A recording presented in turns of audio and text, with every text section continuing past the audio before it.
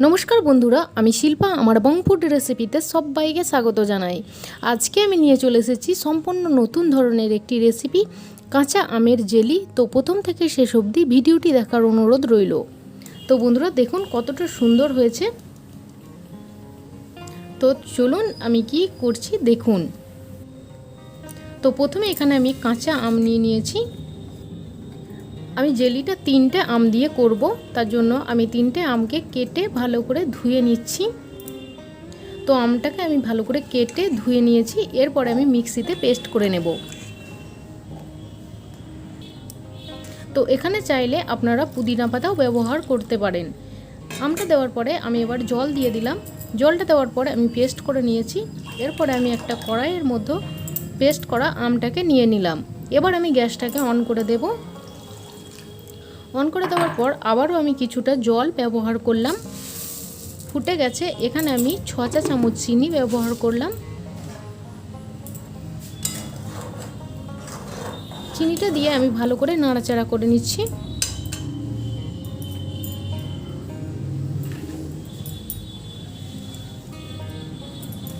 এখানে লবণ দিয়ে দিলাম। সাদা লবণ হাফ চা চামচ আর হাফ চা চামচ বিট লবণ। বিট লবণটা দিয়ে আমি ভালো করে ফুটিয়ে নিয়েছি।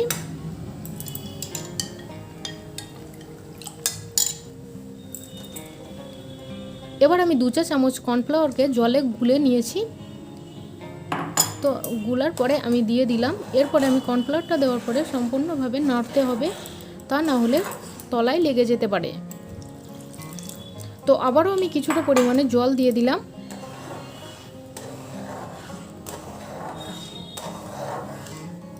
জলটা দেওয়ার পরেও আমি ভালোভাবে নেড়ে নেব। এরপরে আমি দিয়ে দিলাম 4-5 ফোঁটার মতো ফুড কালার।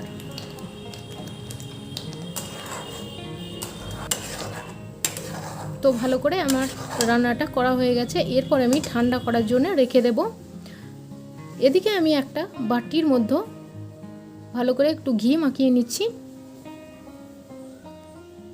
যাতে জেলিটা ভালোভাবে উঠে যায়। তো আপনারা যে কোনো বাটিতে করতে পারেন। তো আমার ঘিটা বাটির মধ্যে আমের জেলিটাকে নিয়ে নিচ্ছি। জেলিটা কিন্তু সম্পূর্ণ ঠান্ডা হয়ে গেছে। তো আমার বাটির মধ্যে জেলিটাকে নেওয়া হয়ে গেছে। এরপরে আমি 2 থেকে 3 ঘন্টার জন্য ফ্রিজে রেখে দেব।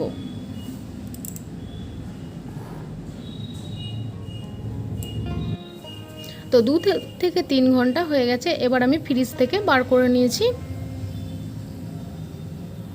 তো বন্ধুরা আমার এই রেসিপি কেমন লাগলো অবশ্যই আমাকে কমেন্টে জানাবেন। তো এবার আমি এই পাত্রের মধ্যে জেলিটাকে নিয়ে নেব। তো দেখুন কতটা সহজে উঠে গেছে।